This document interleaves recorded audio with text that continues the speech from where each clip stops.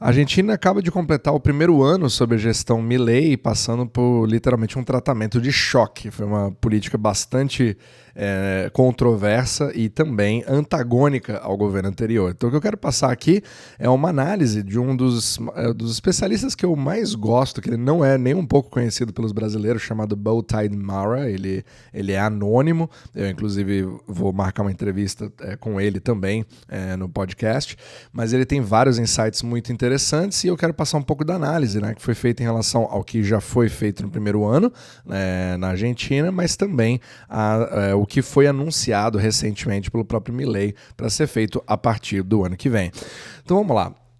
Uma das medidas mais importantes tomadas pelo governo foi a revogação da lei do aluguel, que foi uma das coisas que criava mais problemas, aumentando aí a oferta de imóveis para locação em 190% e acabou acarretando numa redução dos aluguéis em quase 40%.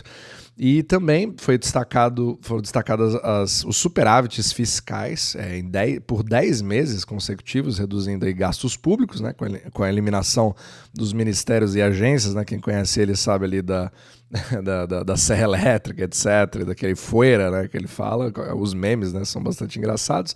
E aí fez uma série de cortes de funcionários federais e também redução de salários burocráticos. E aí teve aqui uma anistia fiscal, né, onde implementou um programa que adicionou 20,6 bilhões de dólares aos depósitos privados em dólares, no intuito de promover uma estabilidade financeira em relação ao câmbio, né, a questão do cepo, a desvalorização do peso.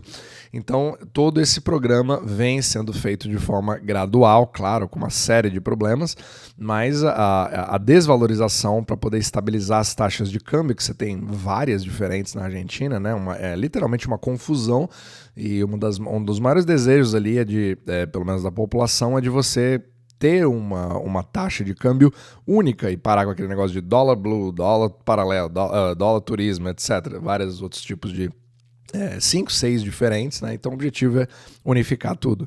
E apesar de uma das grandes promessas ter sido de uma completa dolarização da economia, isso não ocorreu.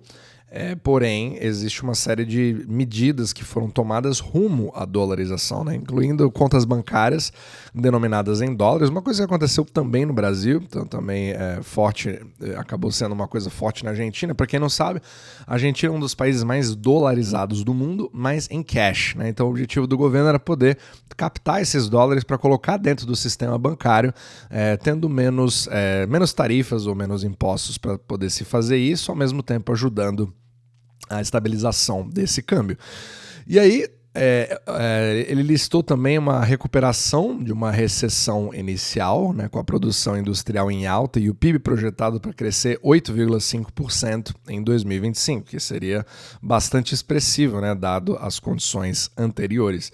E aí os preços dos imóveis, obviamente que muita gente até mostrou isso na internet, né? Os preços imobiliários em Buenos Aires dispararam, né? Eles dobraram no ano e foram impulsionados por um aumento de salários e expansão de crédito hipotecário em 300%. Então, como essa dolarização acabou ajudando, né? Tinha um estímulo específico se você fosse comprar imóveis para você poder financiar usando esses dólares captados, e aí, obviamente, que aumenta bastante entre aspas, impressão de dinheiro em crédito, certo? Para que você tenha condições, mas ao mesmo tempo a oferta de imóveis não conseguiu seguir. Aí muitos falaram sobre justamente como todos os preços em Buenos Aires literalmente dispararam. Então você tem um supply shock. Só que quando você tem esse tipo de problema, geralmente, se você também seguir por uma industrialização e também pelo aumento da oferta ao longo do tempo, isso pode equilibrar as coisas. Vamos ver como as coisas vão acontecendo, né? Mas obviamente foi um choque para todo mundo que mora lá, né? Muitos reclamando que o preço subiu horrores.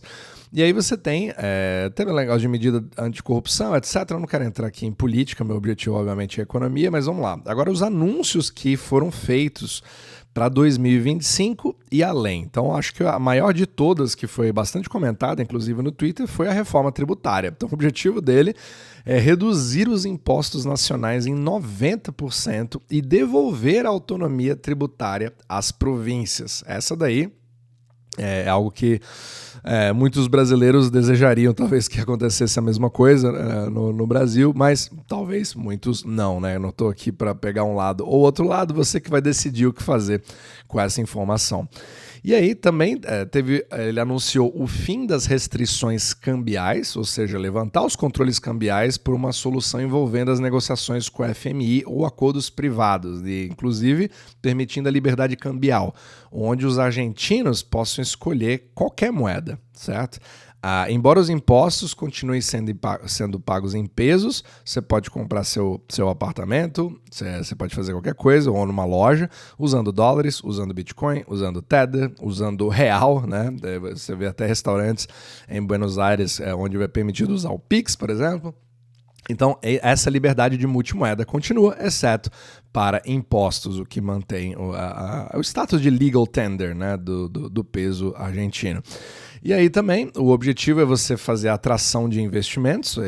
O Milei quer garantir aí mais de 11,8 bilhões de dólares em investimentos nos setores de mineração, energia, tecnologia e outros.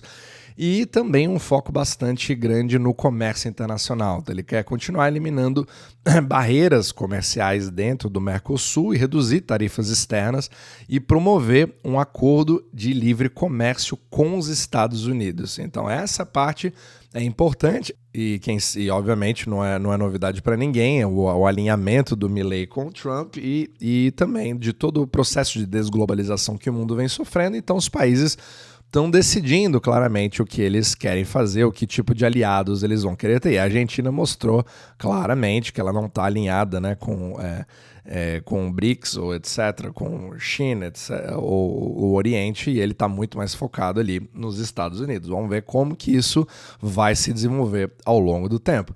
Também tem um foco bastante grande em relação à desregulamentação. Então, o objetivo ali é conduzir uma auditoria profunda para continuar reduzindo drasticamente, né, os gastos públicos, eliminar entidades governamentais desnecessárias e simplificar funções do Estado. Ele é literalmente um cara de Estado mínimo, né? Eles falam até ele abolir o Banco Central argentino. Eu estou bastante curioso para ver se ele vai conseguir fazer uma coisa dessa ou se isso é de fato possível, né? Então, a Argentina é um caso bastante curioso para a gente poder acompanhar, né, e você poder tomar a sua própria decisão do que fazer com seus investimentos. E outra coisa que chamou bastante atenção foi que ele anunciou um plano nuclear, ou seja, lançar um plano nuclear abrangente para construir novos reatores e pesquisar tecnologias modulares na parte nuclear, integrando inteligência artificial para poder voltar ali a ser uma liderança global em inovação nuclear, né? A Argentina era bastante forte antigamente, né? Tendo uma das maiores economias do mundo e obviamente que hoje isso é longe de ser o caso.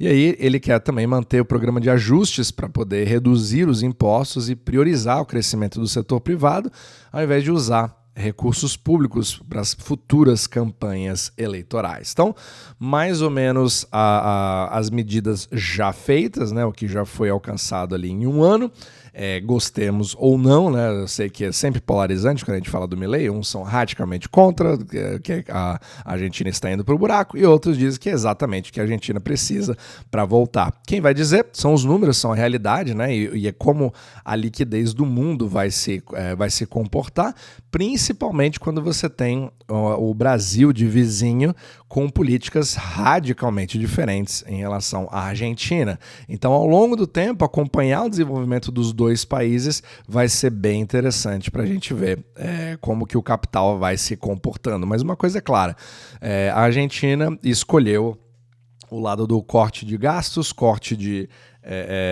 de regulamentação, né, tentando visar o crescimento privado e também o livre fluxo de capitais. Vamos ver se isso ajuda eles ou se isso não cria um efeito desejado a partir de então. Então vamos ver a cena dos próximos capítulos. Fazia bastante tempo que não falava sobre a Argentina, mas é sempre bom a gente dar uma revisitada para ver como que se isso ajuda eles na famosa guerra, né, do euro-dólar, e você poder obter os dólares que você precisa para financiar a sua própria dívida e também voltar a ter um crescimento mais sustentável.